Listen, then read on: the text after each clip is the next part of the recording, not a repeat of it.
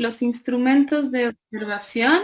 Sí, lo estoy grabando. Los instrumentos de observación, he recibido sus trabajos y ustedes han debido recibir una retroalimentación. Bien, la mayoría de los trabajos está muy, muy bien.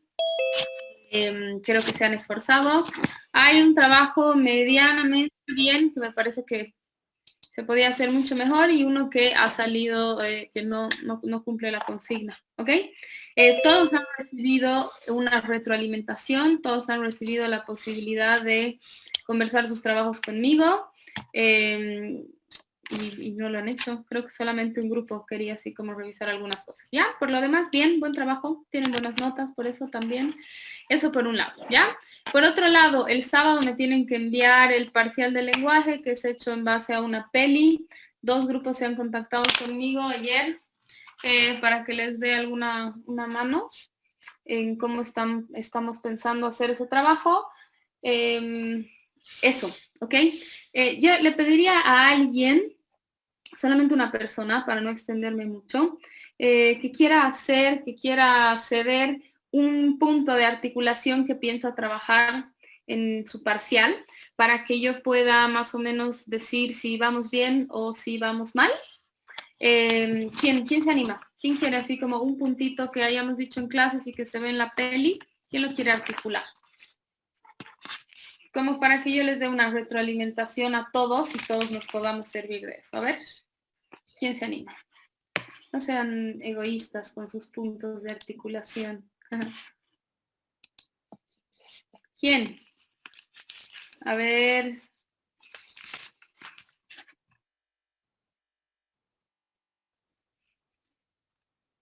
¿Nadie?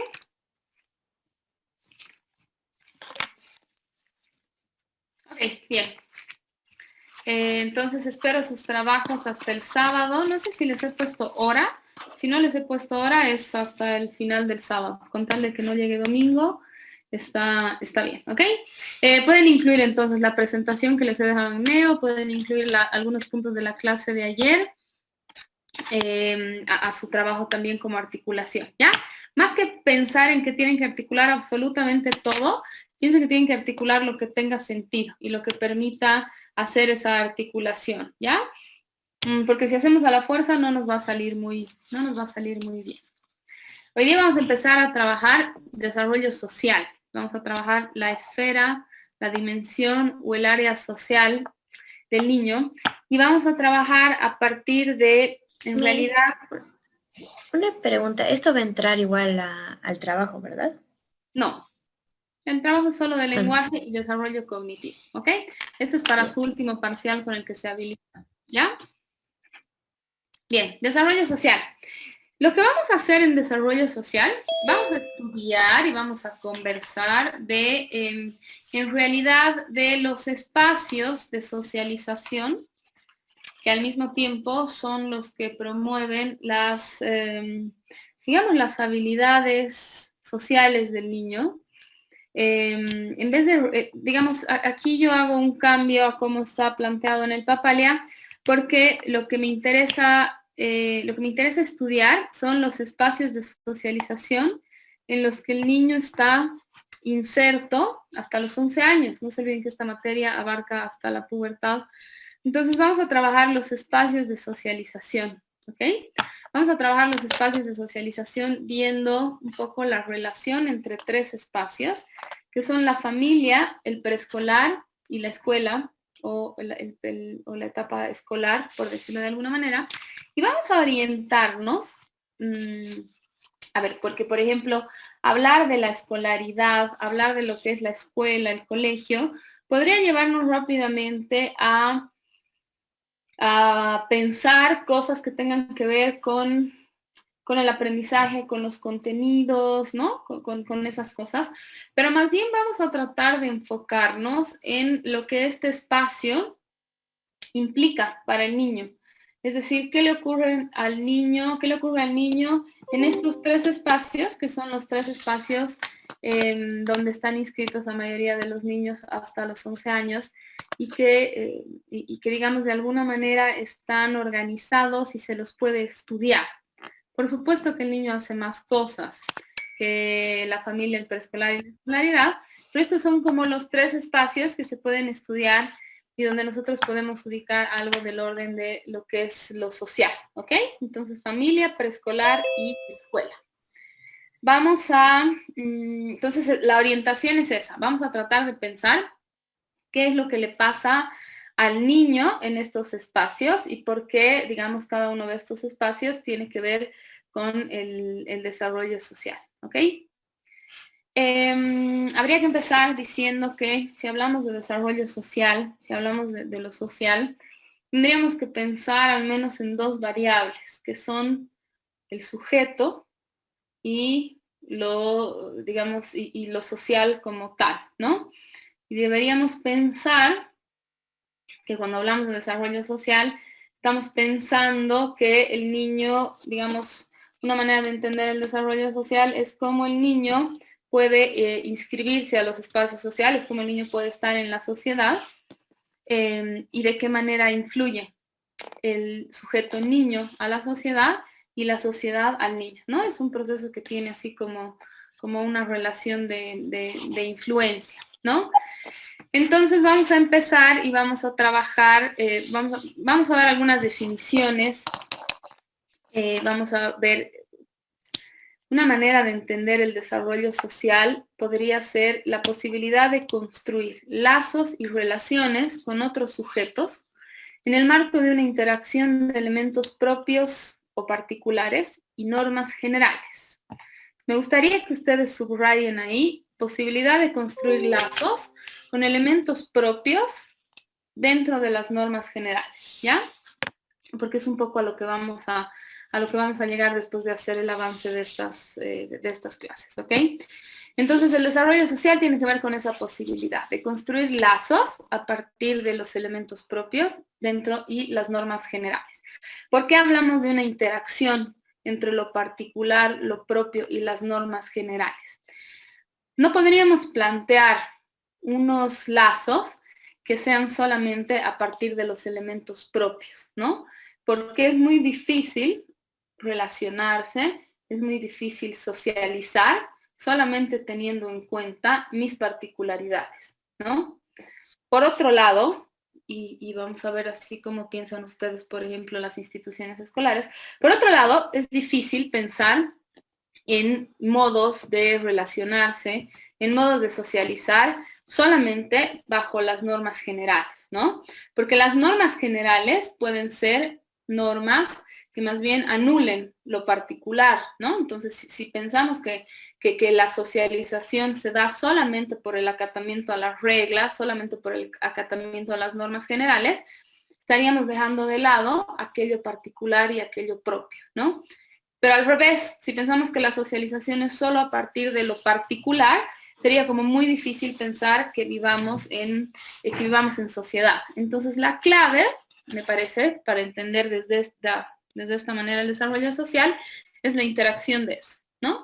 Poder pensar cómo se puede dar esa interacción y que en un punto, pues, esa sería una socialización, voy a decir entre comillas, ideal, ¿no? Lo ideal sería que nosotros estemos en espacios sociales que tienen normas generales, pero que al mismo tiempo uno pueda desplegar su propia particularidad, ¿no?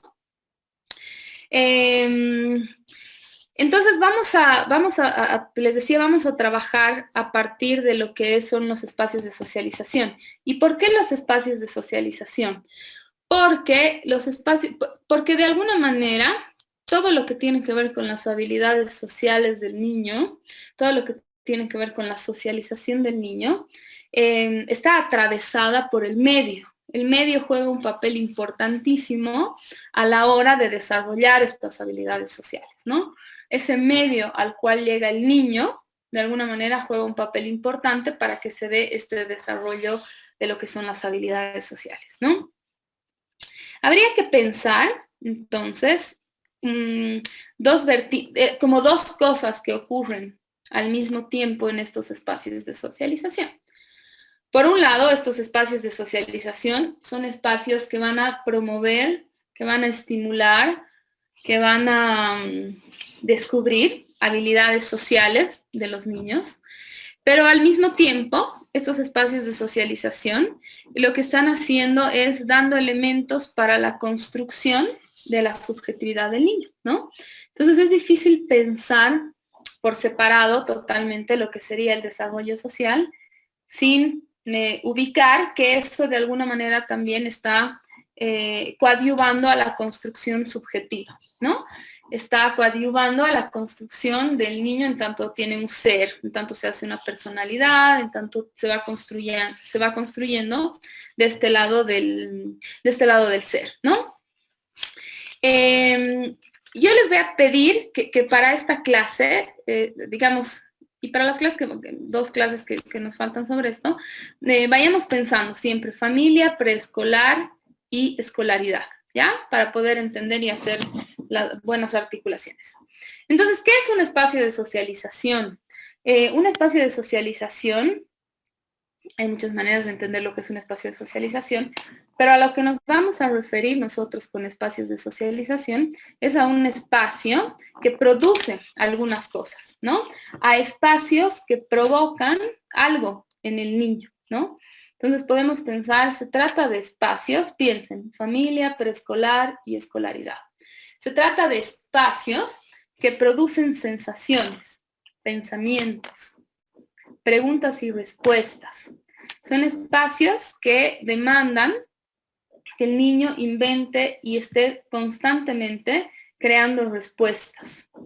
Son espacios en los que de alguna manera se pone en marcha la subjetividad. O sea, los espacios de socialización, estos a los que nos estamos refiriendo, son espacios que le demandan al niño poner de alguna u otra manera en marcha su subjetividad. Estos espacios de socialización acaban siendo una experiencia importante para el sujeto, ¿no? De alguna manera se trata de espacios que marcan la vida del sujeto, ya sea por lo bueno, por lo malo, por lo que sea, pero que de alguna manera se vuelven, cuando miramos hacia atrás, como en una especie de espacios de referencia. Espacios de referencia donde nos han ocurrido cosas, donde hemos construido algunas cosas, donde hemos tenido que inventar cosas, hemos tenido que responder a los espacios de socialización, ¿no? Entonces, de alguna manera, estos espacios de socialización acaban siendo experiencias importantes para el sujeto como tal, pero también acaban siendo como experiencias importantes en la relación con otros sujetos, ¿no? De alguna manera en la relación con otros sujetos. Creo, les digo, piensen así todo el tiempo como en familia, preescolar y escolar y traten de ubicar cada uno de estos elementos, ¿no? Cuando yo digo que de alguna manera estos espacios marcan la vida del sujeto, vamos a decir que marcan la vida del sujeto, aun cuando alguien pueda decir yo he odiado la etapa escolar y la he detestado tener que ir al colegio, independientemente de que eso sea algo que podemos pensar como negativo alrededor de ese espacio de socialización, no nos queda duda que ha marcado, ¿no? Que alguien pueda decir y tener tantos afectos y tantas sensaciones y tantos pensamientos sobre ese espacio de socialización, nos hacen pensar que es un espacio de socialización que ha marcado de alguna u otra manera la vida del sujeto, que ha marcado de alguna u otra manera sus experiencias y probablemente el pensamiento posterior que se puede tener sobre estos espacios de socialización, ¿ok? Entonces, un espacio de socialización es más que decir un parque, es más que decir un espacio físico. Para hablar de estos espacios de socialización tendría que ocurrir esto. Tendría que producirse todas estas cosas y tendría que tener más o menos este funcionamiento. ¿Qué características vamos a decir que tienen los espacios de socialización tal cual como los estamos entendiendo? Se trata de espacios de socialización donde hay, vamos a decir, está el niño, están otras personas, lo vamos a poner así. Se trata de espacios entonces en los que hay nuestro sujeto principal que es el niño, hay otras personas y dentro de estas otras personas vamos a hablar de que lo que hay es un agente. En cada uno de estos espacios, familia, preescolar y escolaridad, hay alguna de esas otras personas cumple como la función, vamos a decir así, de ser el agente de ese espacio de socialización. ¿Qué es un agente de socialización? Un agente de socialización, vamos a decir, es de todos estos otros con los que compartimos los espacios de socialización, hay uno que tiene que tiene que cumplir una función esencial dentro de ese espacio de socialización. Tiene que cumplir una función esencial. ¿Cómo sabemos o cómo vamos a entender esta función esencial? Es la transmisión de algo, ¿no? Este agente es encargado de transmitir algo al niño, de transmitir algo al niño. Lo digo de otra manera. Estos agentes en los espacios de socialización provocan algo en el niño, inscriben algo en el niño, logran de alguna manera, eso sería, digamos, cumplir la función, ¿no? Y estos agentes en los espacios de socialización, a ver, vamos a tratar de identificar quiénes serían los agentes en los espacios de socialización. Son agentes porque tienen algunas características, ¿ok? Y esas características tienen que ver con poder. De alguna manera estos agentes tienen un poder sobre el niño del que estamos hablando. Pueden tomarse ciertas atribuciones sobre el niño del que estamos hablando y de alguna manera generan un impacto, ¿no? Entonces esas son las tres características que deberíamos pensar para identificar quién está haciendo de agente, qué función está cumpliendo y qué provoca eso en el sujeto, ¿ok? Si nos ponemos a pensar, digamos, un poco en este espacio de socialización, en el espacio de socialización universitario, habría que pensarlo así, ¿no? Habría que pensar que hay un agente, ese agente soy yo, digamos, el agente soy yo, los profesores, los mejores amigos. Ay, perdón, aquí me dio preguntas. Ángeles dice, ¿podrían ser agentes los profesores? Sí, los agentes serían los profesores en el espacio preescolar y escolar. Los amigos del niño, en realidad son más como los pares. Ahorita vamos a ver por qué, ¿ok? Entonces, estos agentes hay que verlos como, a veces la palabra poder suena medio rara, pero hay que entenderla en cómo funciona. Si nosotros pensamos este espacio de socialización, es un espacio en el que están pasando varias cosas. Por un lado es un espacio de aprendizaje, pues ustedes están aprendiendo algunas cosas, pero también es un espacio de socialización, ¿no? Es un espacio de socialización donde podríamos decir que hay un agente que es el que ordena algunas cosas, ¿no? Yo, digamos, si pienso que yo soy ese agente en este espacio, yo tengo poder sobre ustedes, sí, tengo poder sobre ustedes, obviamente está bien usado, pero sí tengo como el poder de elegir algunas cosas, ¿no? Yo tengo el poder de decidir. Yo puedo decidir, chicos, mañana es su examen final y listo, ¿no? Eso es como tener un poder. ¿Puedo tomarme ciertas atribuciones? Sí, porque de alguna manera decido algunas cosas que tienen que ver con ustedes, ¿no? Entonces yo digo, bueno, la pregunta debería vale 50 y vale 50, qué sé yo. Y eso inmediatamente, ¿qué hace? Eso inmediatamente produce un impacto en las otras personas que están en el espacio de socialización de todo tipo, ¿no? El impacto puede ser de todo tipo. Produce algo, de alguna manera genera algunas cosas. Entonces, en esa línea es que vamos a pensar estos espacios de socialización. Estos espacios de socialización son o dan ciertas bases para la inscripción y la participación en la sociedad. ¿Okay? Esa es una característica así importantísima de los espacios de socialización. Adri dice, mencionaste tres aspectos, el poder, el impacto y atribuciones. El agente puede tomar ciertas atribuciones sobre los otros. Atribuciones, ¿ok? 3. Poder, atribuciones y impacto, que van de la mano. Me parece que habría que entenderlas que van de alguna manera de la mano, ¿ok? Bien. Entonces, espacios de socialización son importantes, ¿por qué? Son importantes porque de alguna manera dan ciertas bases para la inscripción y la participación en la sociedad. Estos espacios de socialización, como los estamos definiendo, dan bases para la inscripción y la participación en la sociedad. Ya podríamos empezar a hacer así como unas diferenciaciones entre lo que puede ser un parque como un lugar de socialización, pero que por ahí no cumple todas estas características como tal. Los espacios de socialización, entonces, ¿qué hacen? Permiten que el niño se relacione, se adapte y conviva con otros. Entonces habría que pensar que los espacios de socialización son de alguna manera lo que prepara al niño para otros espacios de socialización y que el niño se pueda relacionar, adaptar y convivir con los otros, ¿no? Son espacios, entonces, dan bases para inscribirse en la sociedad. Esas son las cosas que me van a responder en este parcial. Así, ¿por qué? ¿Por qué la familia da las bases para inscribirse en la sociedad? ¿Qué bases, no? Y al mismo tiempo, como les decía hace un ratito, son espacios donde uno se va construyendo como lo que es, ¿no? Se va construyendo como lo que es. Quiera o no quiera, le guste o no le guste el colegio, su familia y todo eso, me parece que al ser espacios en los cuales uno está inscrito muchísimo tiempo, hacen a lo que es la construcción de la propia personalidad, de la propia subjetividad.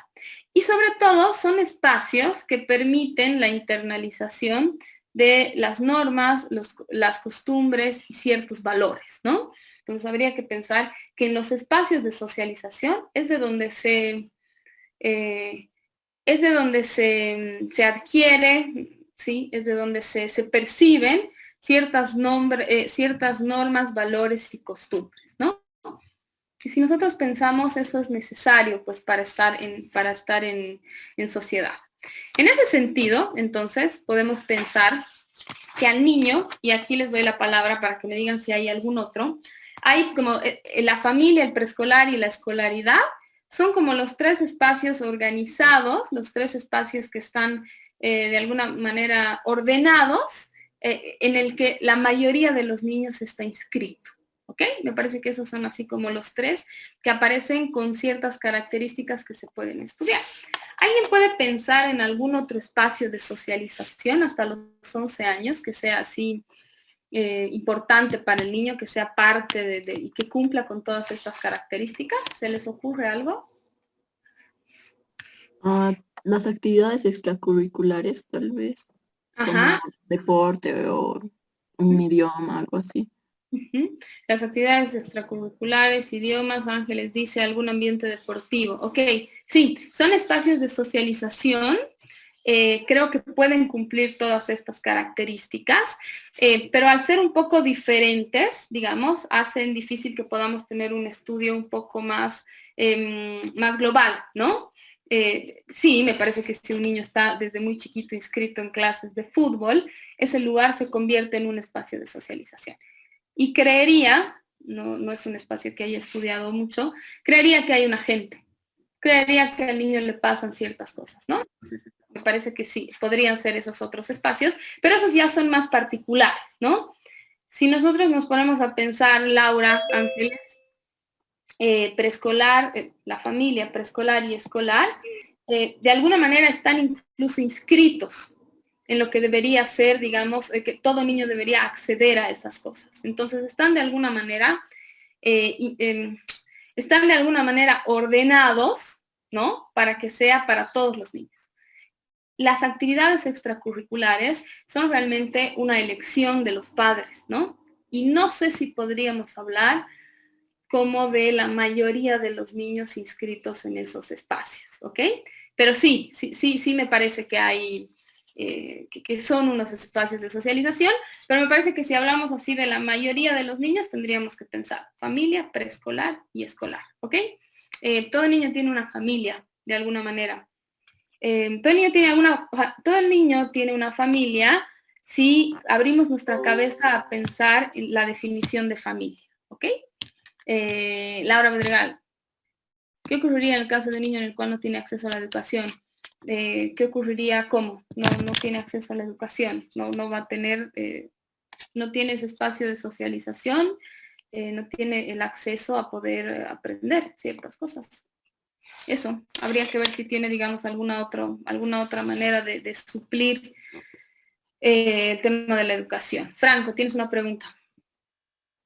Sí, mi pregunta era más, ¿qué pasa cuando se interrumpe estos espacios de socialización? Como por ejemplo, por lo de la pandemia, en el que el niño ya estaba yendo a un preescolar pero se interrumpe, ya no puede ir. ¿Hay un retroceso en su desarrollo social? O Depende del caso, ¿no? Se puede interrumpir, pero se puede en la casa sustituir las actividades, ¿no? Lo que sí me parece que queda claro y que ha quedado claro para muchos niños es que se interrumpe el lazo como se venía haciendo.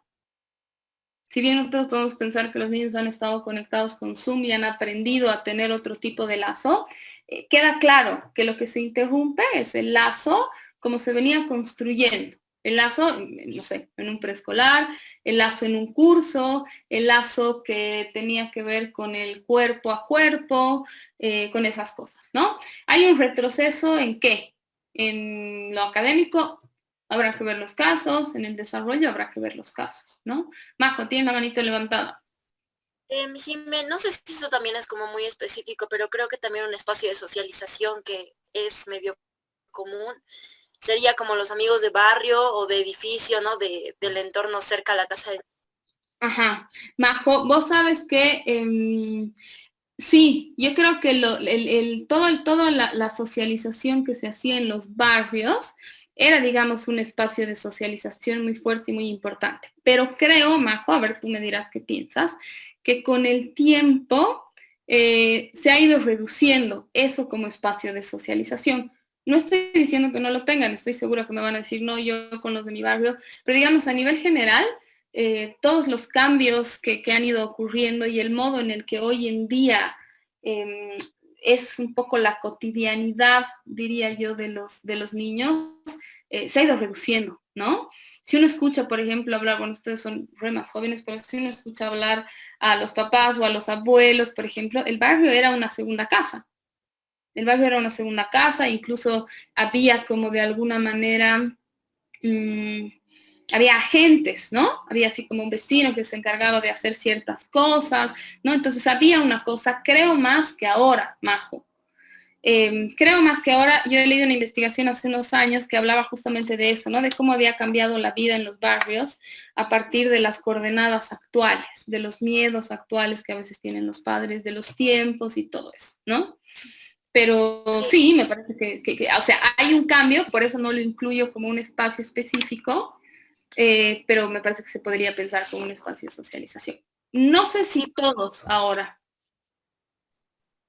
Sí, por eso mismo no sabía si decirlo, porque por ejemplo a mí me pasa con mi primito de 5 años, los vecinitos lo buscan para jugar, pero él ya no quiere, entonces eso es algo que es diferente, ¿no? Cuando yo era chiquita todavía era como que salías nomás. Y como que también, si tú te pones a pensar, Majo, hacías más vida, probablemente hacías más vida afuera, ¿no? Había una cosa de hacer vida fuera en la calle, qué sé yo, y eso ha cambiado, y ha cambiado, pero incluso por las estructuras de cómo son ahora las viviendas, de los miedos, de las cosas, todo eso hay un cambio, por eso no lo incluyo como ahorita, como un factor, digamos, tan para todos.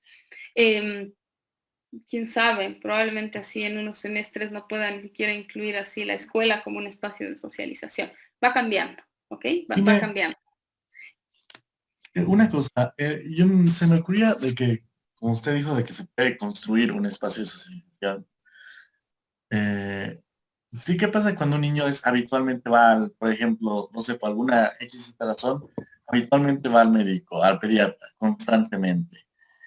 El pediatra se volvería algo así como un espacio de socialización porque cumpliría los ciertos factores, o sea, que usted ha explicado, tendría alguien que dirige, que vendría a ser, bueno, se pediatra, y si es un lugar en el que socializaría con otros niños constantemente. Creo que no.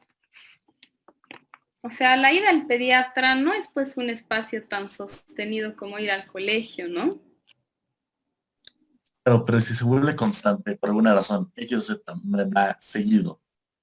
Seguido, pero me parece que no es lo mismo que estar inscrito en un espacio constante. O sea, me parece que el hacer una consulta tiene totalmente una lógica muy diferente, ¿no? O sea, a ver, ponte a pensar, Franco, en el preescolar, gran parte del tiempo que uno está en preescolar, tiene que ver con compartir actividades cotidianas, ¿no? Tiene que ver con compartir actividades cotidianas, tiene que ver con que hay muchos niños, tiene que ver con que el niño sabe que al día siguiente tiene que ir.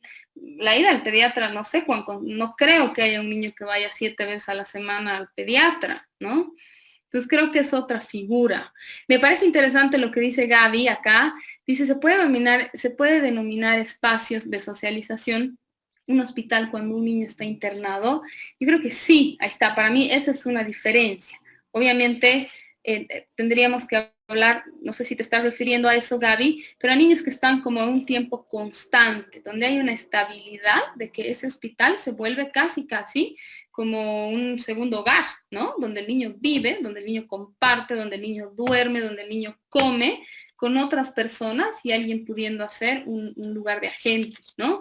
Me parece que si pensamos en niños que tienen tratamientos largos, exactamente, en niños que tienen esos tratamientos largos, se vuelve un espacio de socialización. Y se vuelve un espacio de socialización incluso para las familias, ¿no? Para las familias que están ahí. Pero ahí está.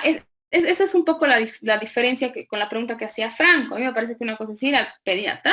Puedo entender que alguien tenga que ir 2 veces a la semana, qué sé yo, pero se corta. Uno no va a ir como en un tiempo, digamos, largo al pediatra. Y tiene totalmente otra lógica. Tiene totalmente otra lógica porque esperaría que el pediatra haga su trabajo de pediatra, ¿no? Haga su trabajo de pediatra y digamos, no hay un lazo de la misma manera que podemos pensar en estos otros espacios, ¿ok? Bien, súper. Pregúntense, cuando hablemos de estos espacios de socialización, traten de pensar los espacios de socialización, entonces, ya no solamente como las infraestructuras, sino como esto que preguntaba Gaby, que dice Adriana, ¿no? Que es realizar actividades ahí entre varios y que hay una gente que tiene que cumplir una función. Ahorita vamos a ver cuáles son esas funciones y donde de alguna manera se tiene que poner en marcha la subjetividad. Yo no sé qué experiencia tienen ustedes del colegio, no digo en tanto buena o mala, pero han pasado pues gran parte de su vida y muchísimas horas ahí.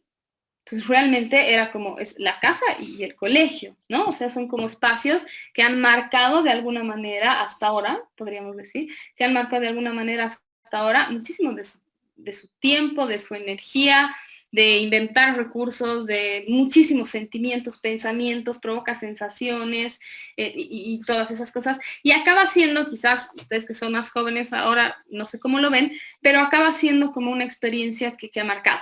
Yo supongo que un niño que está internado, como decía Adriana, por ejemplo, niños con enfermedades terminales, eso marca pues un paso de su niñez como tal, ¿no? Bien, súper, vamos. Estoy de acuerdo con Majo, no me acuerdo quién me preguntaba si el tema del barrio, el tema de los deportes, de las actividades extracurriculares son espacios de socialización. Pero habría que estudiarlos, digamos, en su particularidad. Entonces eso se hace un poco más complicado. Y sí, las actividades extracurriculares creo que también son para algunos sectores más que para otros. Y me parece que hay que hacer así esa diferencia. No así el colegio, ¿no? La mayoría de los niños asiste de alguna u otra manera a algún espacio escolar como tal. ¿Ok? Bien, súper. ¿Qué más antes de entrar a hablar de la familia? Vamos a hablar de lo que es una diferenciación entre la socialización primaria y la socialización secundaria, ¿ok? La socialización primaria es el primer espacio de socialización donde el niño llega. La socialización primaria es ese primer espacio donde se va a encontrar con otras personas y va a ser el primer lugar de socialización. Parte de cero. Entonces es así como el primer lugar donde el niño se inscribe a un espacio de socialización. Vamos a pensar, es un espacio donde también el niño se convierte en miembro de la sociedad. Es decir, la socialización primaria tiene que ver con ese espacio que hace de ese niño un miembro de la sociedad, ¿no? Esta socialización primaria tiene que ver con un espacio, con unos otros que lo que hacen es otorgar bases para la identidad. Estamos hablando entonces de la familia. Estamos hablando de la familia en tanto es el primer espacio que convierte al niño en miembro de la sociedad. ¿Cómo lo convierte en miembro de la sociedad? Lo inscribe, tiene su registro de nacimiento, tiene algo que ya lo hace, digamos, miembro de la sociedad, ¿ok? No solo eso, a ver, pensemos, ¿cómo se hace miembro de la sociedad a un niño también? Me parece que hacer un bautizo para un niño es ya inscribirlo en la sociedad. Antes, no sé qué piensan ustedes, pero incluso el baby shower, ¿qué es? Digamos, aparte de que reciben muchos regalos, pero es una especie de presentación del niño a los otros que son por fuera de la familia, por decirlo de alguna manera, ¿no? Entonces, esta socialización primaria tiene, digamos, un poco la función, vamos a decir, de otorgar las bases de la identidad. Le da un nombre, le da ciertos elementos para que se vaya construyendo su identidad, ¿no? Entonces, estamos haciendo referencia a la familia. Se transmiten factores emocionales, es decir, los espacios de socialización, como los estamos pensando, implica la puesta en marcha de lo emocional. El niño empieza a construir emociones, recibe, hay como un intercambio de todo esto que tiene que ver con lo emocional. La socialización primaria tiene que ver entonces con el primer lugar donde el niño empieza a hacer una construcción del mundo. Empieza a hacer una construcción del mundo, empieza a hacer como lo que decíamos en una clase, ¿no? Empieza a hacer como las teorías del mundo, de cómo funciona este mundo, ¿no? Pienso en la última clase que han tenido conmigo del lenguaje, es pues este otro de la familia que de alguna manera le transmite al niño algunas claves para entender el mundo. Y el niño se puede construir unas ideas de cómo funciona el mundo, ¿ok? La socialización secundaria parte de la primaria. Entonces, la socialización secundaria, vamos a decir, es cualquier proceso o espacio posterior que introduce al sujeto ya socializado a nuevos espacios, ¿no? Entonces, la socialización secundaria tiene que ver con este otro momento donde el niño ya se inscribe en otro espacio de socialización con una base. Se inscribe con una base, ¿no? Incluso así me pongo a pensar en los requisitos necesarios para inscribir así a un niño a un colegio, son así, certificado de nacimiento, una serie de cosas que digamos es como si diría, bueno, ¿quién viene? Porque el que viene a inscribirse ya es alguien. ¿Por qué es alguien? Porque ha tenido un espacio que lo ha alojado y lo ha vuelto a alguien. Ha hecho que se pueda construir a alguien y ese alguien va y se inscribe en otros espacios de socialización, ¿no?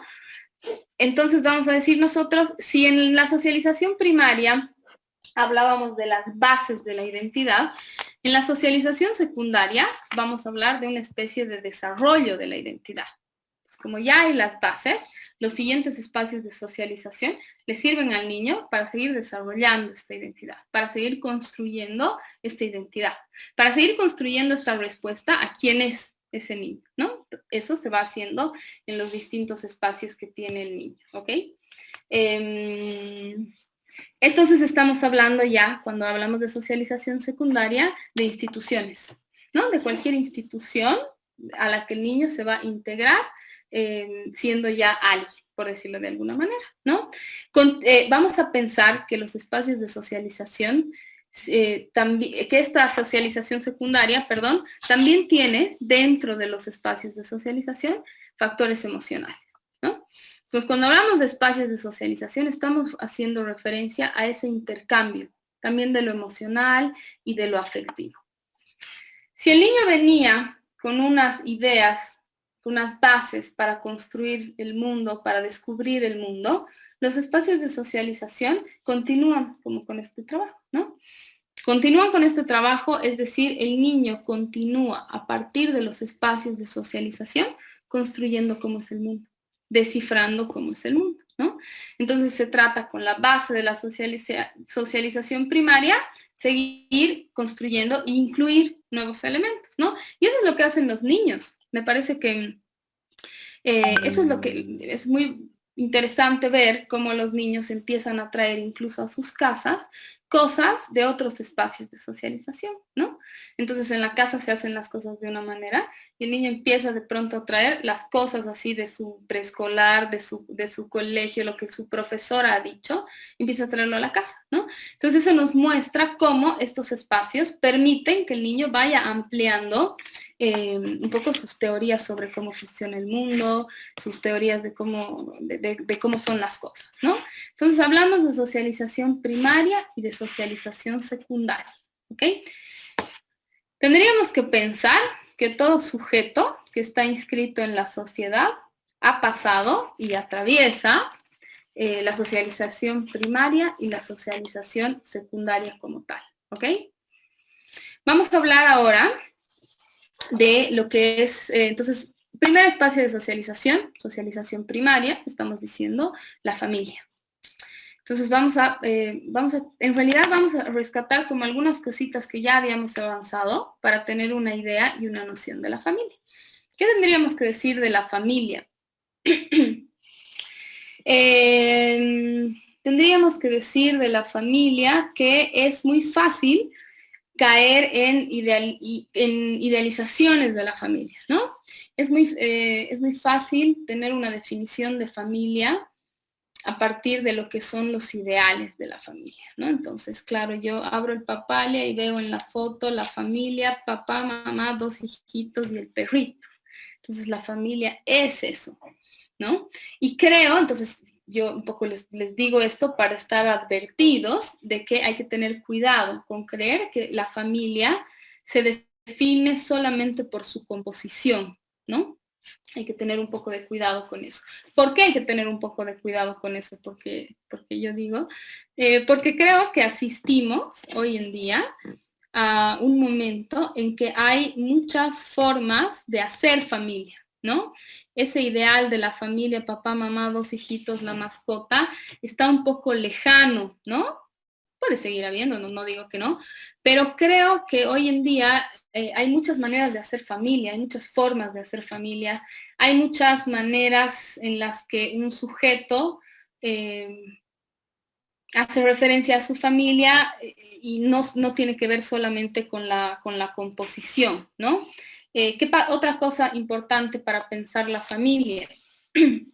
Creo que hoy en día, creería, sí, mucho, nos damos cuenta que las familias no están definidas por el lazo biológico sanguíneo, ¿no? No solamente por el lazo biológico sanguíneo. Es decir, no buscamos decir si hay familia o no a partir de lo biológico o lo sanguíneo.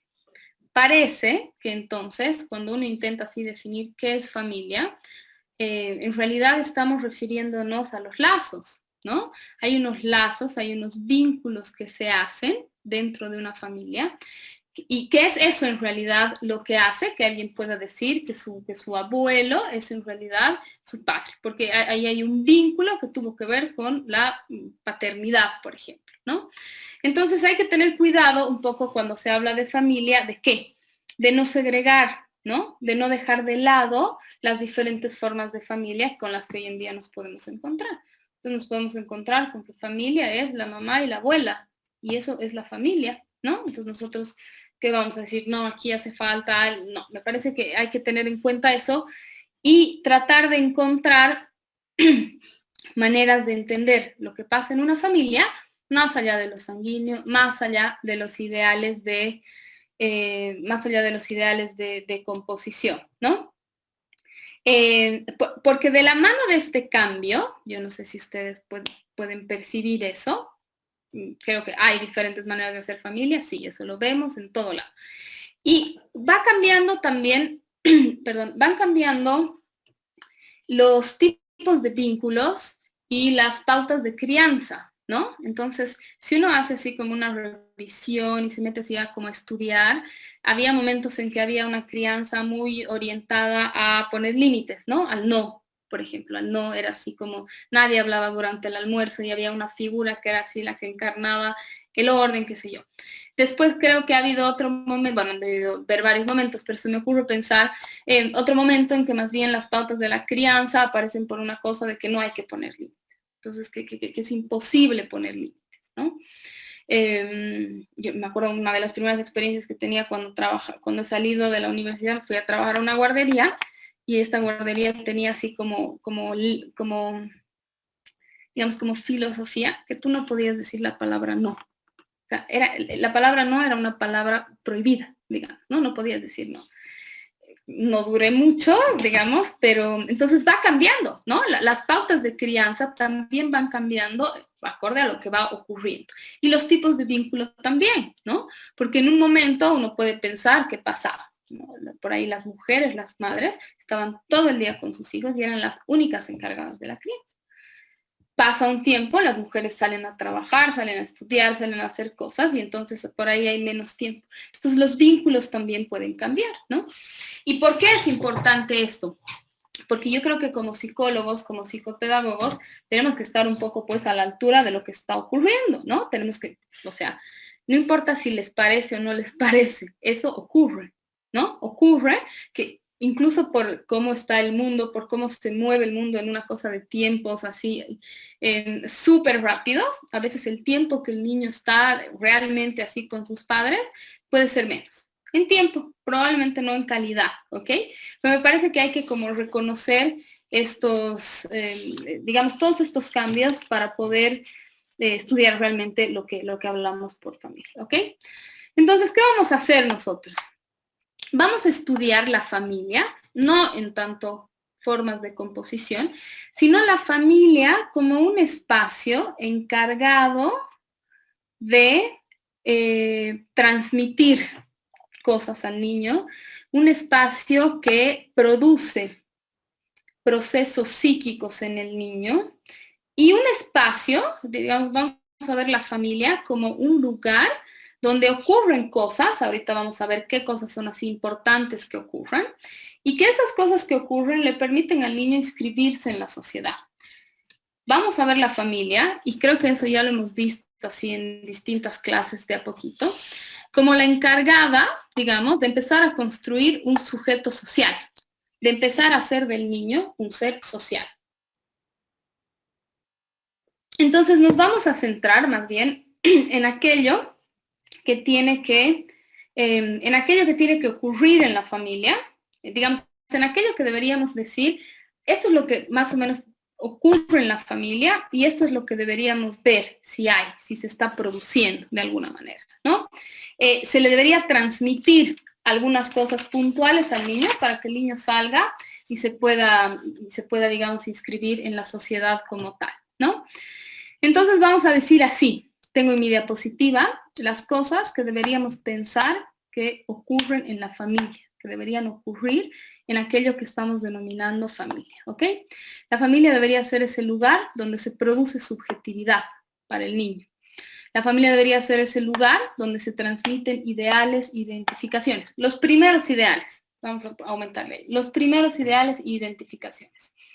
La transmisión de satisfacción y placer, la prohibición, la ley, el no todo y la satisfacción sustitutiva, ¿ok? Varios de esos nosotros ya los hemos... Ya los hemos trabajado, entonces solamente voy a hacer así como un repaso y los otros los voy a explicar y los vamos a tratar de pensar en lo que es el desarrollo social. Entonces, vamos a decir que cuando nosotros hablamos de familia, estamos hablando de que tiene que haber agentes que cumplan funciones. En la familia tiene que haber agentes que cumplan funciones. Esas funciones tienen que ver con estos elementos que están en la diapositiva. Y le vamos a llamar función materna y función paterna y al final vamos a hacer así una pequeñita aclaración, ¿ok? Entonces vamos a decir producir subjetividad. Producir subjetividad. ¿Qué quiere decir producir subjetividad? Nos vamos vamos a hacer un poco las primeras unidades de aprendizaje donde nosotros decíamos que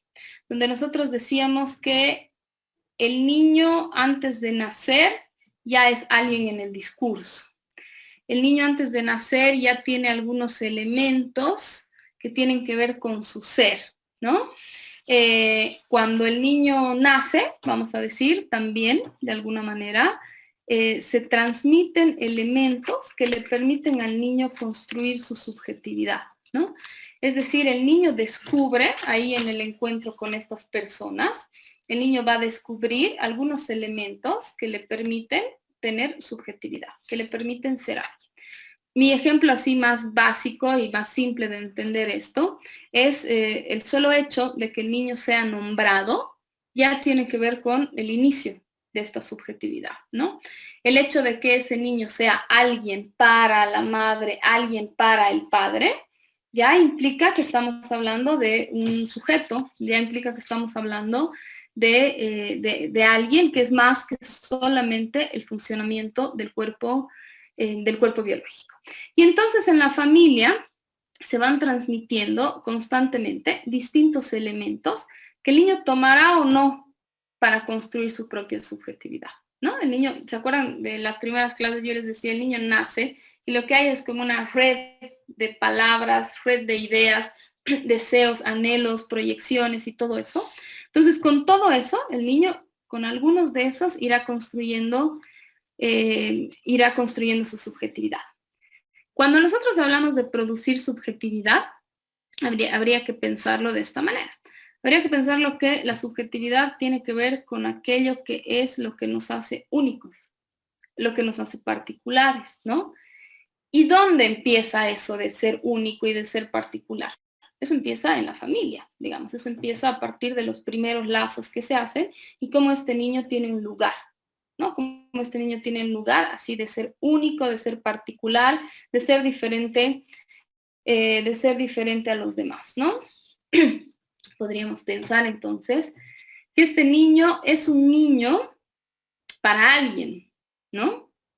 Es un niño para alguien. Entonces el primer lugar que tiene el niño para presentarse es siendo el hijo de la familia tantos. Entonces la familia, digamos, permite la producción de la subjetividad. La familia es lo que permite que se vaya construyendo como un ser, ¿ok? Esto no tiene que ver con la peli, pero voy a tomar algunas cosas de la peli que pensaba ayer mientras hacía la clase, para decir que, por ejemplo, lo que nosotros podemos ver en esa peli, una de las cosas que podemos ver es que en principio ahí hay un cuerpo humano. Lo que no se ve al principio de la peli es que haya subjetividad, que haya así una particularidad, que haya un ser, ¿no? Lo que se ve es un cuerpo humano funcionando muy parecido a lo que es el comportamiento animal y no se ven muchos rasgos de la subjetividad, ¿no? Es como si ese niño hubiera estado desalojado de algo que es familia y que le hubiera permitido como hacer una construcción de la subjetividad, ¿no? Bien, entonces la familia es como así, es como si el niño cuando nace es una especie de depositario de muchísimos elementos que vienen de los padres, abuelita, tío, quien sea, y con eso empieza la construcción de su subjetividad. Por otro lado, vamos a decir que la familia es el primer lugar que encuentra el niño para tener ideales y identificaciones. Es decir, la familia es el primer lugar que le da al niño como modelos. Le da al niño como modelos de lo que es ser un padre, de lo que es ser una madre, de lo que es ser un adulto, si no lo ponemos así como padre, madre. Como sea que esté conformada esta familia, es el primer lugar de donde el niño mira a los adultos como una especie de modelo. Es como el primer orientador, digamos, de a dónde se quisiera llegar, ¿no? A dónde se quisiera llegar en tanto adulto. Estoy hablando de un primer momento. Después el niño va teniendo más recursos y puede tener como otros lugares. Pero los primeros ideales y las primeras identificaciones aparecen de la mano de la familia, ¿no? La familia es la que marca cómo se come, cómo se hace así, se duerme a esta hora, se pone pi. Todas esas cosas aparecen para el niño como una especie de cosas de que así funciona, ¿no? De que esos son como los ideales de funcionamiento que el niño puede obtener a partir de la familia. Es, digamos, de ahí de donde saca cómo son más o menos, cómo es todo. Ese es el primer lugar donde entonces va a ubicar los ideales y las identificaciones. Transmisión de la satisfacción y el placer. Lo mismo, voy a hacer referencia a lo que ya hemos avanzado y es este primer momento del niño, cuando el niño está en una posición de desamparo, cuando el niño no puede valerse por sí solo. ¿Qué ocurre? Ocurre que hay alguien que se hace cargo de ese niño, ¿no? Que se hace cargo de ese niño. Lo vamos a decir hoy, creo que no lo hemos dicho así en algunas otras clases. Hay alguien que se encarga de los cuidados, ¿no? Hay alguien que cuida a ese niño, hay alguien que se hace cargo como de esta satisfacción de necesidades y todo lo que nosotros hemos visto. Ahí vamos a poner la función materna, ¿ok? Vamos a decir, si nosotros nos preguntáramos así, ¿qué es la función materna? En primera instancia, la función materna tiene que ver con estos cuidados maternales, tiene que ver con hacer que el niño sobreviva. Tiene que ver con una especie, es una función que tiene que ver con el amparo y el sostén del niño. Es decir, para que el niño esté sostenido, es como la misma palabra lo dice bien bonito, el niño está sostenido por alguien. Alguien se encarga de que ese niño pueda sobrevivir, ¿no? Eso por un lado, esa sería como la función, digamos. Entonces la función materna tiene que ver con eso, con estos cuidados maternos, pero sobre todo tiene que ver con lo que los cuidados maternos producen, además de solamente satisfacer las necesidades, que nosotros ya lo hemos visto en términos de satisfacción y placer, ¿no?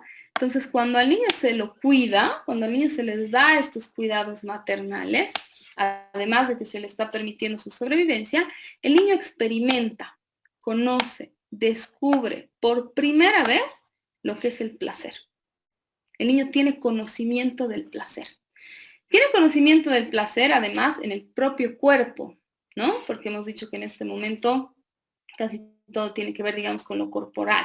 Cuando ustedes ven un niño con su mamá y cuando el niño está placentero, es cuando la madre lo está besando, lo está acariciando, cuando hay algo del cuerpo que produce este estado de placer y de satisfacción, ¿no?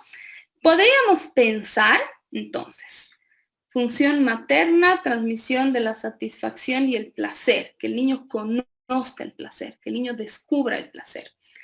Una vez que el niño descubre el placer, el niño se va a guiar por el placer, va a buscar repetir ese placer, ¿no? Esto, podríamos decir, es el momento ese que planteábamos como la simbiosis. Entonces el niño encuentra placer en la madre, el niño encuentra placer cuando está con la madre, cuando la madre lo besa, lo acaricia, lo limpia, lo baña, qué sé yo. Entonces, ¿no? Hay como un momento, vamos a decir, de placer absoluto.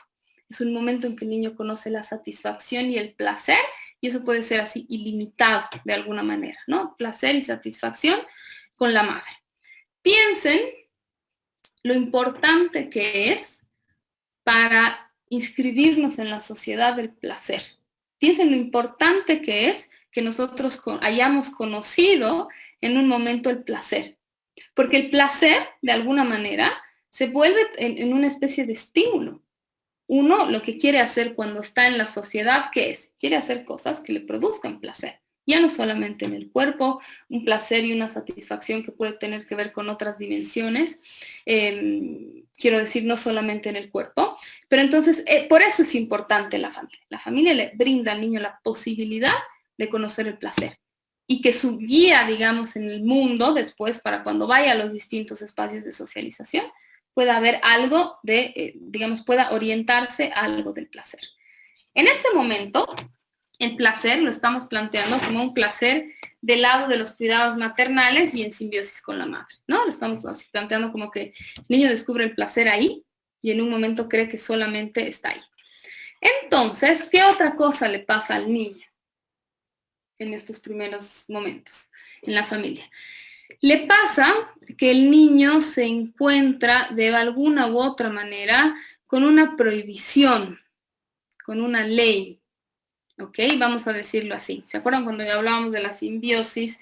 Y yo les decía, se tiene que fracturar de alguna manera esa simbiosis. Esa simbiosis tiene que fracturarse y eso le permite al niño como una apertura en el mundo, ¿no? Entonces vamos a entender eso como la función paterna. La función paterna, entonces, vamos a decir, es la encargada de transmitir una especie de ley, de transmitir, de separar, de fracturar esa simbiosis, ¿no? La función paterna es aquella que permite que el niño perciba el no todo. permite que el niño perciba que ese placer y la satisfacción que obtiene de esta interacción con la madre no es todo, ¿no? No es para siempre, no es todo. Es como si diríamos esto. Esta función paterna empieza a ordenar ese lazo. ¿Y qué sería ordenar ese lazo? Ordenar ese lazo sería como, puedes obtener satisfacción de esta relación, digamos, con la madre, pero no toda. La madre no es toda para el hijo, lo voy a decir así en esas palabras. La madre no es toda por el hijo. Entonces, algo aparece como función paterna, fracturando esta simbiosis. Ojo, estoy hablando de fracturar, no de separar así en la literalidad.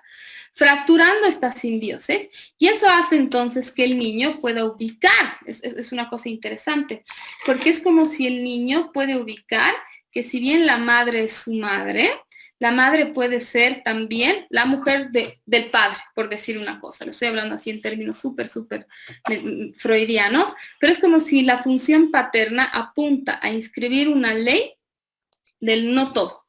Entonces, hay placer y hay satisfacción, pero con un límite. No se puede todo, ¿no? Y si se ponen a pensar, ese es otro elemento importantísimo para la vida en sociedad. Para la vida en sociedad hay que ubicar que mi placer y mi satisfacción no son todo. Que mi placer y mi satisfacción tienen un punto de límite. Así es como nos movemos. Por ahí no de manera así consciente están pensando eso. Pero si están en sociedad, ustedes ubican y detectan que no se puede todo, ¿no? Detectan que de alguna manera no se puede todo. No se puede todo el placer y satisfacción.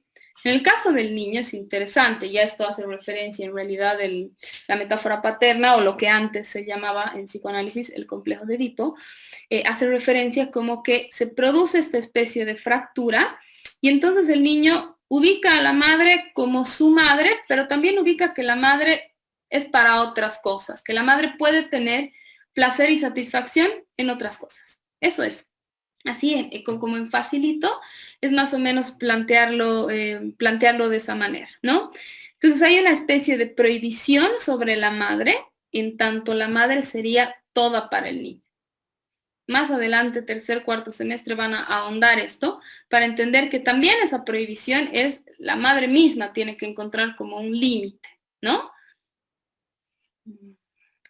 A ver, si lo pongo así como en ejemplos, es eso. En algún momento la madre tiene que ubicar la importancia de que el niño obtenga placer y satisfacción por fuera de ella, ¿no? Yo creo que una madre lo que quiere es que su hijo también se divierta con su primo, que se divierta con el juguete, que se divierta con otras cosas, ¿no? Entonces es como una prohibición ¿de qué? Es una prohibición del placer y la satisfacción total con la madre.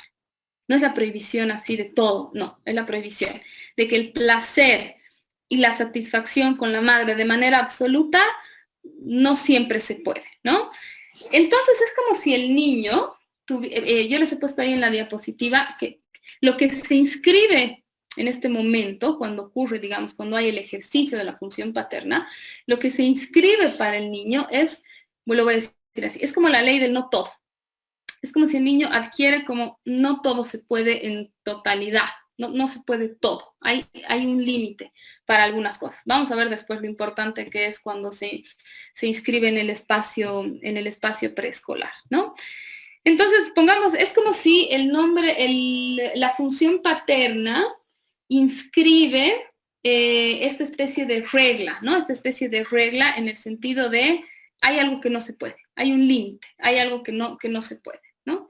Entonces, vamos a pensar, es como si el niño, miren tan chiquito, tuviera que renunciar, ¿no? Hay una especie de posición de renuncia, ¿no? Entonces, aparece la función paterna marcando un límite, marcando una ley, una prohibición, y el niño entonces renuncia.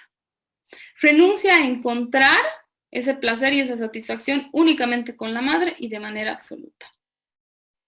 Y esta posición de renuncia es muy interesante porque es lo que lleva a la satisfacción sustitutiva. ¿Por qué? Porque entonces el niño, al renunciar, ¿qué implica? El niño ya ha conocido el placer, Entonces el niño ya ha conocido el placer. Puede renunciar a que no es un placer total, absoluto con la madre. Entonces, ¿qué se inscribe en el niño? Se inscribe en el niño, lo que podemos decir es una satisfacción sustitutiva. Entonces, ¿qué pasa? El niño se ve un poco obligado, vamos a decir entre comillas, a encontrar placer y satisfacción, aun cuando no sea con la madre. Del todo.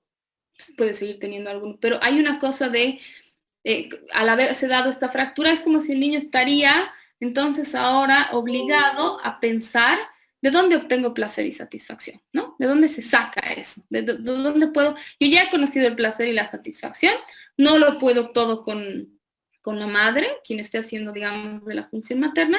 Entonces esto lo lleva a poder buscar satisfacción y placer por fuera. ¿Y por qué es tan importante que un niño pueda buscar el placer y satisfacción por fuera? Porque esa es la única manera en la que el niño va a poder obtener satisfacción y placer ¿de qué? De otras situaciones, de otros objetos, de otras personas, ¿no? Es como de alguna manera si estuviéramos diciendo que esta función paterna que prohíbe, que separa, entonces en vez de pensar, pobrecito el niño, pensaremos qué bien que le hace la función paterna, porque eso es lo que le permite después encontrar placer y satisfacción con otros niños, encontrar placer y satisfacción con otros objetos, encontrar placer y satisfacción de otras situaciones, ¿no? Entonces, la satisfacción sustitutiva, si ustedes se ponen a pensar, es un poco producto de ¿qué? Es producto tanto de la función materna como de la función paterna. La satisfacción sustitutiva es como, si me están siguiendo así más o menos en la lógica, es como la ganancia que tiene el niño de la familia. Es como si en la familia, esto no tiene que ver tanto con el aprendizaje, pero es como si en la familia el niño hubiera detectado que, sí, mi mayor fuente de placer y satisfacción estaba aquí, pero también puedo encontrar en otros espacios placer y satisfacción. Pónganse a pensar ustedes lo importante que es esto para vivir en sociedad. Pónganse a pensar ustedes lo importante que es que el niño pueda ir a preescolar y encontrar placer y satisfacción también en preescolar. Vamos hacia atrás. Pónganse a pensar lo complicado que es para un niño no poder encontrar placer y satisfacción por fuera de la madre.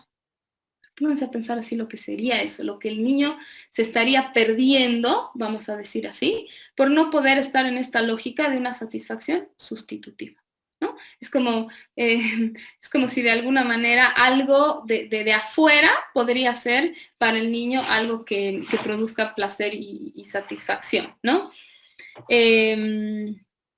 Solamente, así para decir una cosa que siempre pensamos cuando avanzamos esto, es esta idea, por ejemplo, ¿de dónde sale esta idea de la media naranja? ¿No? ¿De dónde sale esta cosa de que el amor es tu media naranja? Digamos, si lo pensamos desde esta lógica, es como pensar un niño que ha tenido así un primer amor increíble, absoluto, qué sé yo, y como que eso se ha separado, ¿no? Entonces es como la idea de que esa no sé si es una tontera, pero es una cosa que repetimos, hay que encontrar a tu media naranja como alguien que te permitiría volver a esa simbiosis que no se va a lograr jamás, ¿no? Es interesante pensarlo así como en esas lógicas, ¿no? Entonces, ¿qué tenemos? Si nosotros pensamos cada uno de estos, ¿qué tenemos? Producto de la familia, producto de que el niño atraviese todas estas cosas en la familia. Tenemos un niño que tiene una subjetividad propia, lo cual está bueno, es positivo que un niño tenga una subjetividad propia. Un niño que tiene ideales e identificaciones, que puede perseguir, que puede buscar de alguna manera. Tenemos un niño que conoce el placer y la satisfacción, pero con un límite. Y además de que conoce el placer y la satisfacción con un límite, tenemos un niño que está de alguna manera motivado, empujado a buscar unas satisfacciones sustitutivas por afuera, ¿no? Entonces, si nosotros nos ponemos a pensar, esto es pues importantísimo para poder estar inscrito en la sociedad. Es importante que un niño de la familia salga como motivado, como guiado a buscar satisfacción. Díganme, o no sé, díganme ustedes, pero me parece que un niño que puede encontrar placer y satisfacción en preescolar y después algo de placer y satisfacción en lo escolar, es un niño que se va pues a adaptar de una manera no sé si decir mejor, pero digamos es un niño que va a poder disfrutar de los siguientes espacios de socialización, pero va a poder disfrutar con un límite, lo que nos permite a todos nosotros vivir en sociedad. Acuérdense, la primera definición que yo les daba acá de desarrollo social, les decía así, subrayo. Entonces, posibilidad de construir relaciones con otros sujetos en el marco de una interacción de elementos propios y particulares y normas generales. Si nosotros nos ponemos a pensar esto, es ¿de dónde salen los elementos propios y particulares? ¿Qué permite que haya elementos propios y particulares? La familia. Sería como la familia es la encargada de dar esos elementos, o la familia es la encargada, digamos, de dar elementos para que el niño se construya como alguien con sus características propias y particulares. Y normas generales.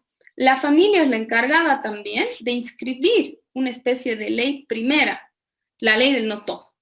La ley del no todo a la que el niño, digamos, dice, bueno, entonces yo voy a buscar por otros lugares, ¿no? Entonces, de alguna manera, esta definición me parece que tiene una relación con todo lo que estamos pensando de la familia, ¿no? Si eso es socializar, si socializar es en el marco de esta interacción de lo propio y lo particular, habría que preguntarse primero cómo el niño hace eso, cómo el niño se construye elementos propios y particulares. La familia tiene un poco el trabajo de garantizar eso, de que se construya un ser ahí en ese niño que acaba de nacer. Normas generales, bueno, la familia es la encargada como de inscribir esta ley primera, que es como, a ver, la ley primera es como esta ley que permite que entendamos después las otras leyes, ¿no?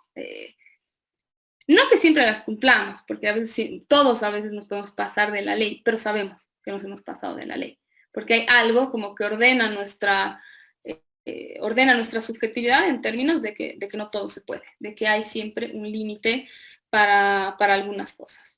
Entonces es como pensar que la familia le da al niño estos primeros elementos para lanzarse después a los otros espacios de socialización. Entonces, la familia bella, hermosa, que haya mucho amor, por supuesto, esto está atravesado por el amor, pero lo que hay que ver es si se están como cumpliendo estas funciones, porque esas le van a permitir al niño inscribir al siguiente espacio de socialización. Es decir, que el niño cuando se inscribe a un espacio de socialización posterior, se inscribe con una base, ¿no? Y ahorita, si yo les preguntaría cuál es la base es que tiene su propia subjetividad, la base es que conoce el placer y la satisfacción con límite. Y eso creo que es un gran recurso para ser un sujeto social, ¿no? Pónganse a pensar, la familia acoge al niño desde su punto de mayor dependencia, de indefensión absoluta, para volverlo poco a poco un ser algo independiente, alguito independiente. ¿Y cómo lo vuelve independiente? A partir de esto. Lo vuelve independiente a partir de que se pongan en marcha las funciones paternas y maternas. Una aclaración. Cuando yo hablo de, ¿por qué elijo hablar de función materna y paterna? ¿A qué estoy haciendo referencia con esto? Estoy haciendo referencia a que no se trata de los personajes. Cuando yo digo que la familia se la puede entender a partir de las funciones, estoy siendo inclusiva. ¿Con qué? Con la posibilidad de que para un niño la función paterna la haya cumplido un tío. Con la posibilidad de que para un niño la función materna, esa función de amparo y de que el niño descubra el placer, la haya cumplido la abuela, por decirlo así. Incluso, la teoría analítica lo que plantea es que la función paterna y materna la puede cumplir solamente la madre. O sea, solamente un personaje puede cumplir ambas funciones. ¿Ok? Entonces es como, hay una diferencia entonces. Cuando yo les hablo aquí de, tiene que haber alguien que haga la prohibición, la separación, y uno piensa inmediatamente así es como el padre, porque incluso a veces en los ejemplos sale, ¿no ves? El padre.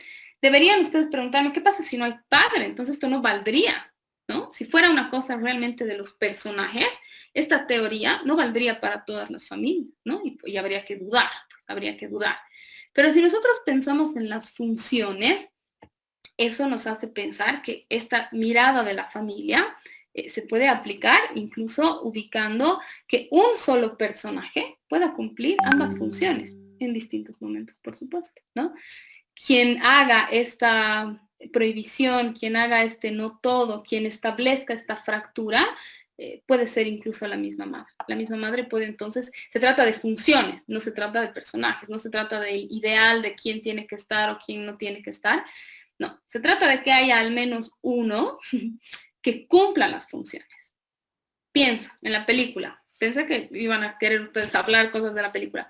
Yo pienso en la película y digo eso. ¿Qué le pasa al niño cuando se encuentra con el doctor? Se encuentra con un otro que empieza a cumplir una serie de funciones que tienen que ver con estas funciones, ¿no? Entonces uno podría pensar, es como si para el niño ahí se inscribiera alguito, obviamente alguito, porque el caso es tremendamente complicado, pero parece que se inscribe algo de lo que es la familia bajo esta lógica. Es un doctor que además de enseñarle así con el método más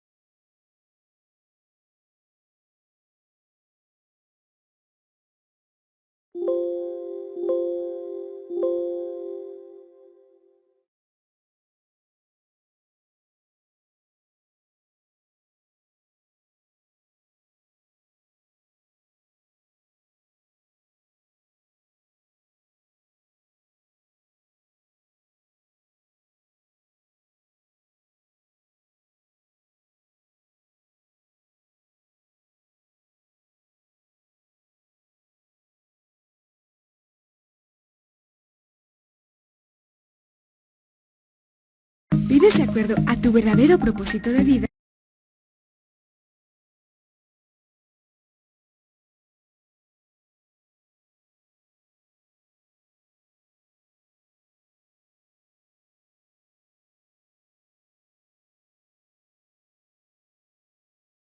prohibición sobre su satisfacción y su placer.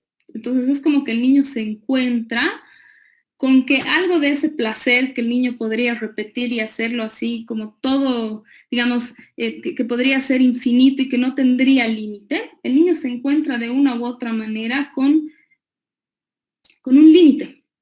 Y ese límite lo que hace es poner al niño en un lugar de buscar placer y satisfacción en otro lado.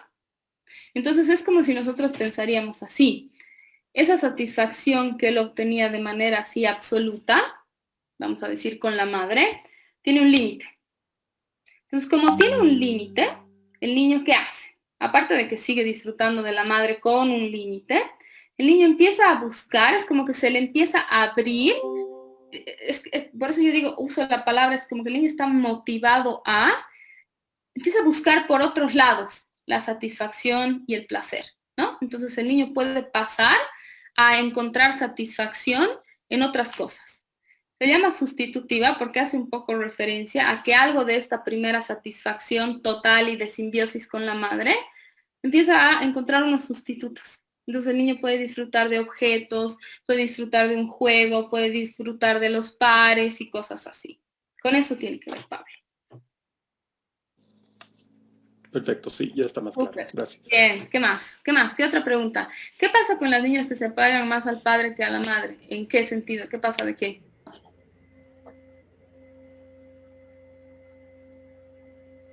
Jime, siguiendo Mi pregunta va así, o sea, sería una satisfacción sustitutiva, porque como nos mencionabas que primero tiene que, o sea, la satisfacción la experimentan a través de la madre y luego el padre viene a romper la simbiosis, si están sustituyendo la satisfacción que sentían con la madre con el padre.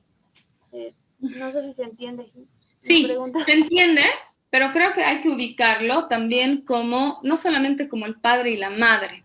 Está buena tu pregunta. Creo que hay que entender, y en realidad la pregunta que hacía Pablo, la satisfacción sustitutiva tiene que ver con que para el niño se le amplía un poco el mundo del placer. Entonces el niño puede buscar placer en otras cosas.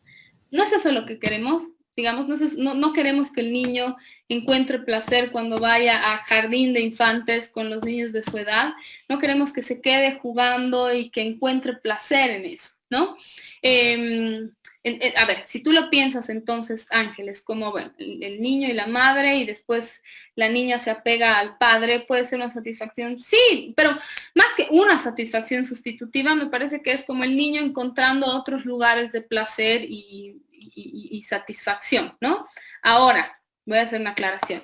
Lo que yo les estoy hablando ahorita tiene que ver con el complejo de Edipo, que lo van a avanzar como un cuarto semestre más o menos, ¿ya? Bien explicado y bien avanzado, ¿ya? Solamente así para que tengan una idea. Freud, cuando empieza la teoría analítica, habla del complejo de Edipo como una novelita. Hasta es súper fácil de leerlo, ¿no? Porque habla justamente del niño y la madre, y el niño ve a la madre, al padre con celos y toda una cosa muy de novela, ¿no? Eso era al principio. Quienes han estudiado la teoría psicoanalítica y han seguido un poco los avances, si se puede decir, cuando se habla del complejo de Edipo, se habla de funciones. Ya no se habla de papá, la mamá, porque si no, no tendría sentido hoy. Porque ¿qué pasaría entonces con los que solamente viven con la madre? No hay complejo de Edipo. Todo niño que nace atraviesa el complejo de Edipo, entendido como las funciones, materna y paterna. Quienes no han leído así nada más que Freud una vez en su vida, siguen creyendo que el complejo de Edipo es la cuestión de los personajes. Más que de los personajes, se trata de las funciones. Se trata de entender que un niño que nace y tiene solo a su madre, la madre puede cumplir la función materna y paterna, ¿no? Y por eso les decía, esta es una visión de la familia que realmente incluye pues a los distintos tipos de familia, ¿no? O sea, a niños que se crían solamente con un progenitor, porque si no tendríamos que decir, no, entonces como no hay el otro progenitor, no vale aquí no pues, ¿no? No. Freud hace uso de eso para explicar una cosa que ocurre en el niño, pero después obviamente con el tiempo y todas esas cosas se ha reformulado y se entiende hoy en día lo que es el complejo de Edipo a partir de las funciones materna y paterna. Cuando estén en tercero o cuarto en psicoanálisis, lo van a ver como el nombre del padre y el deseo de la madre. Hoy día, función materna y paterna. Súper, Ángeles. Bien. Vicente, ¿qué me ibas a preguntar? Entonces, siguiendo esta teoría, la crianza de un niño por parte de una pareja homosexual no tendría, no sé, como gran impacto, o sea, en la influencia que puede tener sobre en el desarrollo social. Buenísima tu pregunta, Vicente. Me pones así como en problemas. ¿Por qué? Porque bajo esta mirada, el tema de las funciones, si estamos diciendo que a un solo, digamos, si estamos diciendo una madre puede encarnar la función paterna y materna, esto se puede producir. Estas cosas que yo les estoy poniendo en la diapositiva se pueden producir.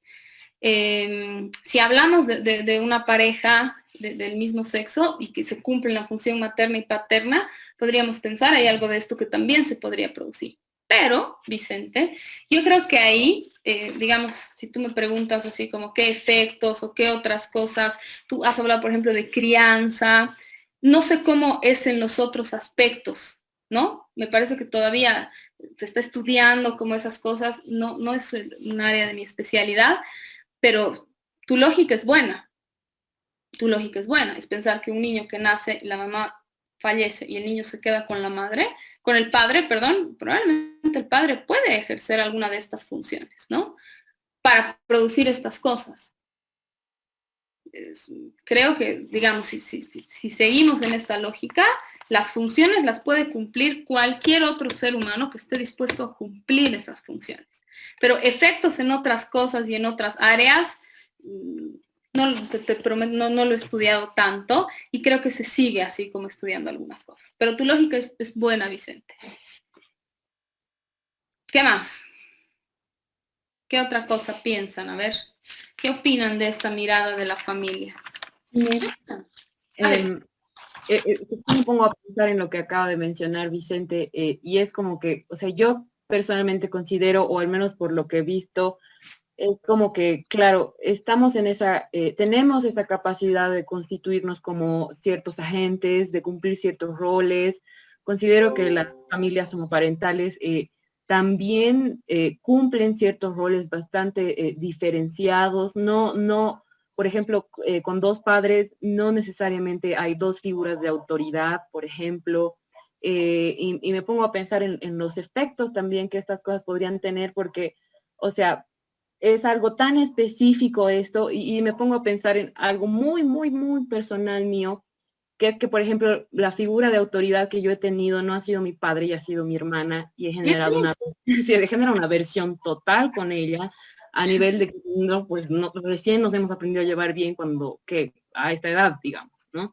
Entonces, por ejemplo, ese para mí ha sido un efecto bastante fuerte, pero evidentemente sí ha habido una sustitución total de una figura paterna. Por mi papá, por ejemplo, casi ni lo veía, digamos, ¿no? Entonces, me pongo a pensar en esto, en lo mismo, digamos, en el caso de estas familias homoparentales, que así como mi hermana ha cumplido cierto rol que debía ser cumplido por alguien más, están en toda la posibilidad y potestad de hacerlo, y no sé, pues, o sea, en mi caso, por ejemplo, ha generado aversión, pero si se construye una relación o lazos así como más, tal vez voy a usar una palabra X, pero como amorosos igual, no sé qué tan aversivo pueda ser, no creo que tenga como una influencia negativa ni nada al respecto, a pesar de que se siga estudiando qué sucede exactamente en esas familias. Sí, yo creo, a ver, hay cosas bien interesantes que estás diciendo, Adri, que yo me he olvidado mencionar, gracias. Y es que cuando hablamos de esta función paterna, en términos de hacer esta separación y esta prohibición, no es la figura de la ley absoluta, ¿ya? Porque eso no es tampoco. Pero es como si algo de lo que el niño está experimentando se encontrara con un límite, pero no es el límite en todo, porque me parece que esa es otra lógica de pensar figuras de otra manera, digamos, ¿ya? Algo que les tienen que tener claro es, tanto la función materna como la función paterna están atravesadas por el amor, están atravesadas por el afecto, por supuesto, ¿no?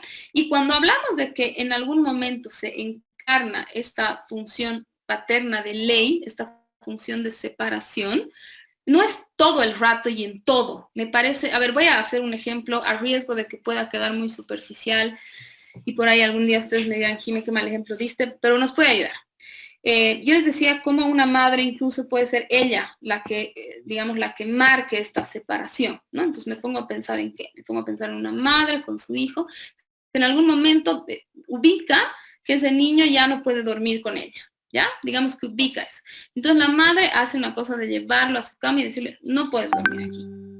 Eso podría tener un efecto, vamos a decir, habrá que ver, no en todos los niños, en cada niño funciona distinto, pero eso podría tener un efecto de no todo con mamá para el niño, no todo con mamá, pero eso no implica que al día siguiente hagan, ¿no? ¿Se entiende un poco lo que estoy diciendo?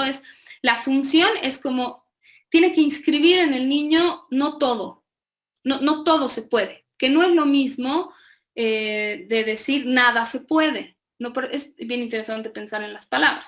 Es como si el niño pasaría de mamá toda para mí, no todo se puede con mamá, pero algunas cosas se pueden. Lo mismo con papá, o sea, estoy usando así como el ejemplo, ¿no?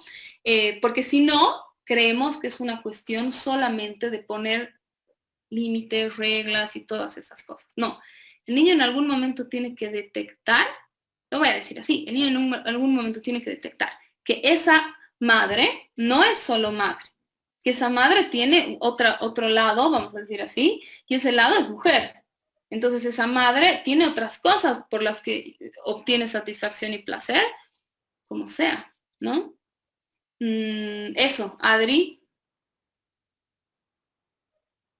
Súper, gracias, Jimmy. Sí. Ay, algo más quería decir de lo que has dicho y se me ha ido. A ver si me acuerdo. Anaí tiene la mente levantada. Ya se ha aclarado, pero la voy a bajar. Ya se ha aclarado. ¿Qué era? Espera, yo algo más les tenía que decir. Denme un minuto, mi memoria está... Te quería preguntar una cosita sobre el parcial que es para el sábado. Te quería preguntar si hay un mínimo de páginas o sí, máximo o algo. Hemos dicho mínimo 3, máximo 5. Ya, gracias, Jimmy. Mínimo 3, máximo 5. Bien, súper. Terminamos la clase de hoy. Les pido que subrayen esas cosas que les he dicho. Lo particular, subjetividad, prohibición, placer, límite, no todo, porque con eso vamos a entrar a ver un poco de lo que es preescolar y escolaridad, ¿ok? Bien, 12:45 tienen asignada ya su tarea en Neo y me mandan los links para que yo trabaje con ustedes en la clase de taller, ¿ok? Súper, Jimmy. Súper, nos encontramos en un ratito entonces, si no tienen más preguntas. Chao, chao. ¿Alguien tenía una pregunta? Yo también, pero no sé si... Dale. Ya. Bueno, yo quería, justo cuando dijiste si alguien quería ofrecer una idea, yo podía ofrecer una, pero es que justo mi internet está un poquito lento y no me escuchaste, ya estabas en otro tema cuando se volvió a entrar a la reunión, Dale. así para no interrumper. Dímela para que yo te guíe, para que vea cómo va tu trabajo.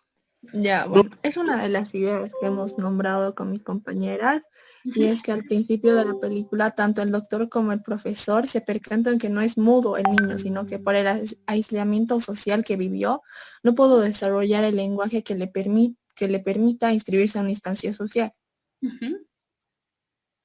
Eso. ¿Ya? Estamos bien. Ya, pero ahora, ¿por qué no lo articulamos con algo de la clase? A ver, ¿Sí me puedo aportar algo a eso? Porque justamente teníamos esa idea con mi compañera. Dale.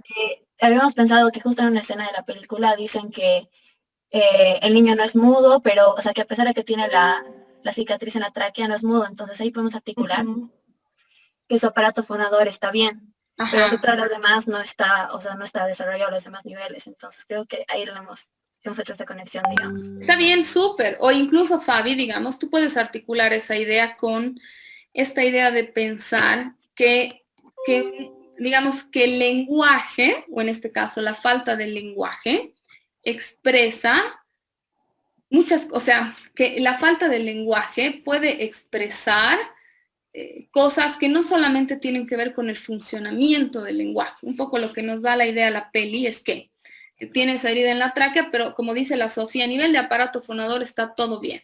Entonces, como si nos permitiría entender que el hablar y no hablar no solo depende de lo biológico, ¿no? Podrías poner, Fabi, algo así como, en este caso, lo que sugiere el doctor es que al no tener contacto con otro humano, eso desencadena como en un no poder hablar. Eso. ¿Ya? O sea, trata de pensarlo un poco. Yo en una clase les había dicho, la presencia del, o sea, es innegable la presencia del otro para que se desarrolle el lenguaje. Entonces tú tienes aquí algo para pensar. Tú tienes que, lo que el doctor asume es que porque este niño está por fuera del lazo con cualquier otro ser humano, ¿no? Entonces, trata de articularlo así como algunas ideas que nosotros hemos pensado. Está bien.